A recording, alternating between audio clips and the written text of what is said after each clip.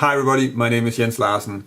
If you like the playing of people like Wes Montgomery, Joe Pass, George Benson, and well, in general the sort of hard bop style jazz guitar from the 50s and 60s, then you probably also want to check out how you can make your own chord solos, because soloing with chords is really a part of that style. In this video I want to go over two different examples of some chord soloing licks.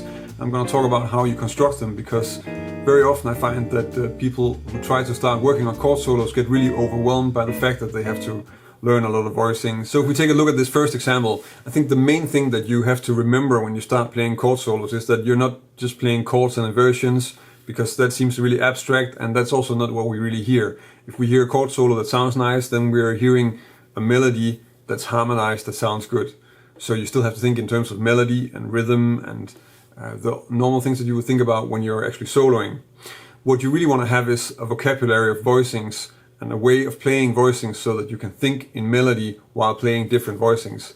And I have a video where I go over a few different exercises that will help you do that, and I'll try to link to that in a card up there. When we start with the first line on the G minor, so I have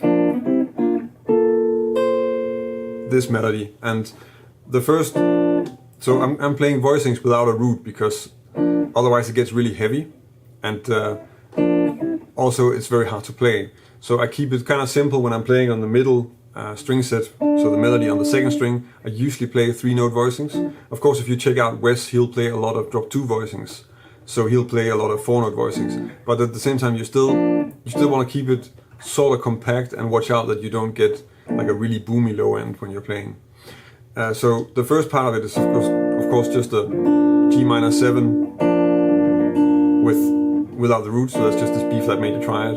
And really that's also what's happening here, that's still the same. And then in between I have a sort of an A minor voicing or a C major triad, just to connect the two. And then I get up to this voicing, which is this G minor voicing, but again without the root. And then over that I add the C.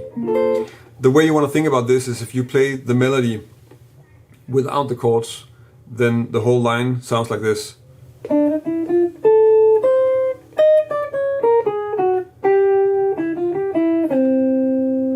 And the idea here is that's what you want to hear, that's what makes it coherent. So you're not really just thinking about inversions and stuff like that. You have to think about the melody, and you need to know your chords so that you can easily play a melody with, play that melody with chords. And the same goes for the C7 alter. So I start with this on the sharp 9.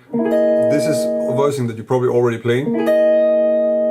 And here we have, so here I'm using a trick because I need to harmonize this chromatic leading note, which is the D. And one way to do that is just to say, well, the next note I have is this D flat, and I will harmonize that with this chord. So the way I'm going to harmonize the D, since it's a chromatic leading note, is just as the chromatic chord that is found here, that I can just resolve by just sliding really, or shifting down. I don't actually slide it when I'm playing it. And then we get a scale run.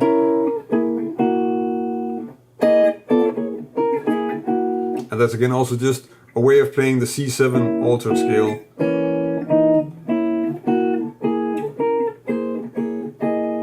And then using that to play this melody. And then I'm resolving that to the 9 on the F major 7. Also just using a fairly basic F major 7 with a 9 voicing, but then not playing the root. Then we get this triplet movement. So the way you want to work on this, because as soon as you get stuff that works, that plays a little bit faster, and you need to find a way to make it work. If you play 3 different voicings for a triplet like this, then it's of course it's possible, but it's maybe not so practical. And you will kind of run into this already when you're working on the scale exercises also.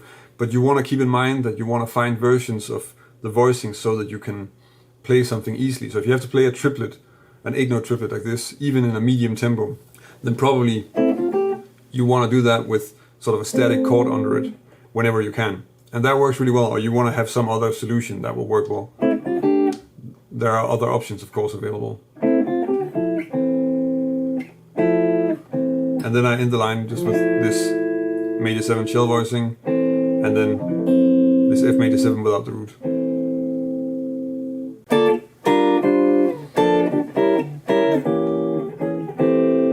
So in this example, I'm focusing really on the drop 2 voicing. So in that way, it's a little bit more like Wes would play something. And I think the thing you want to look at here is also, it's still just a melody. So if I play just the melody, if you're harmonizing a melody, you don't want to have it to be too complicated.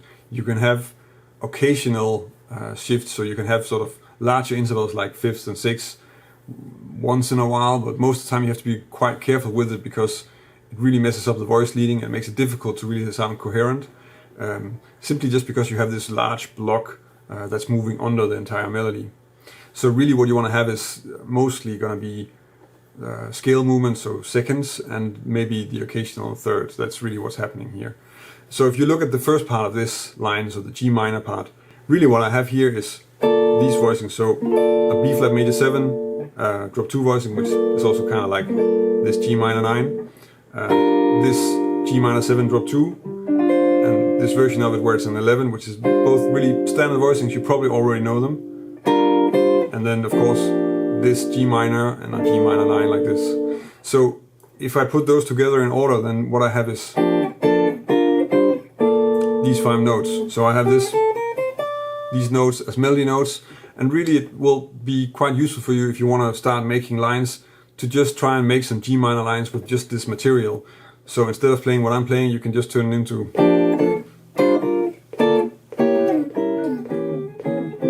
something like this. You can really make all sorts of lines just with that material.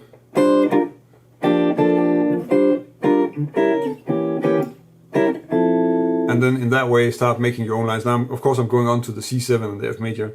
So that's really what's happening here. The C7 in this case is using sort of a C7 that you would find from F minor harmonic. So really it's using harmonic minor on the dominant, which is really like borrowing the dominant from minor. And that works really well because we get a flat 9 and we get a flat 13, and that pulls nicely to the major 7. So we can use this dim voicing. Dim voicings are of course useful because we can move them around without changing the shape that we're playing. So you can do, which you will find in a lot of Wes solos. Also the thing about sort of sliding into them and embellishing them like this is something that's really useful. You can do that a lot, and you can do a lot of different things with dim voicings for that. I'm not really doing that here actually, but we have this dim voicing, and then I'm just moving down to this one. As you can tell, that's extremely easy to play. Changing it to a C7 with a flat 9 and a flat 13, just to resolve that to this, which is an F major 7 with a 9, which is in fact an A minor 7 drop 2 voicing.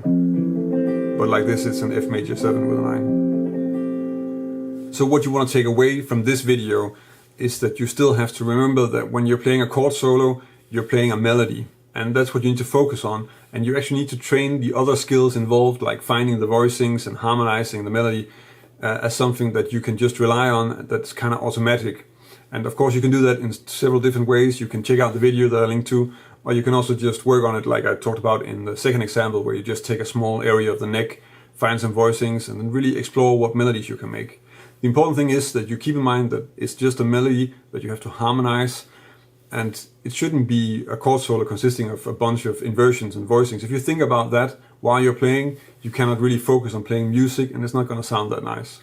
And the same kind of goes for how, if you play a chord melody arrangement, you're playing a melody and then you're embellishing it with chords. And that has to be the focus, because otherwise the melody is not really going to come across.